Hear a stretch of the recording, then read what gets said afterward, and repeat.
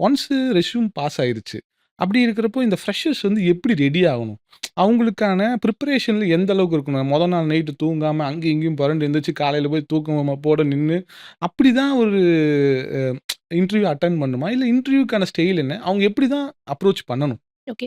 Sir இது resume shortlist ஆகுறது வந்து வெரி செகண்ட் செட் ஆஃப் கேட்டகரின்னு வச்சுக்கலாம் ஹையரிங்ல. ஓகே, ஃபர்ஸ்ட் செட் பார்த்தீங்கன்னா, எப்பயுமே வந்துட்டு it goes from the test தான் ஃப்ரெஷர்ஸ்க்கு. ஓகே, ஆப்டிட்யூட் டெஸ்ட்லேருந்து தான் ஆரம்பிக்கவே செய்வாங்க. Okay, okay, most of the companies first ரவுண்டே உங்களுக்கு ஆப்டிட்யூட் தான்.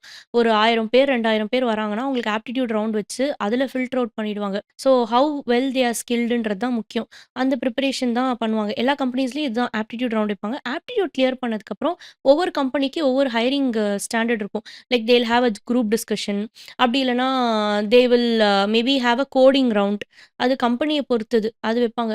லாஸ்ட்டா தான் நீங்க சொல்ற அந்த இன்டர்வியூ ரவுண்டே வரும். இந்த பேனல் முன்னாடி நம்ம ஓகே. படத்துலலாம் அந்த ரவுண்டு தான் அந்த ரவுண்ட் மட்டும் தானே காட்டுறாங்க. காட்டுறாங்க. அ.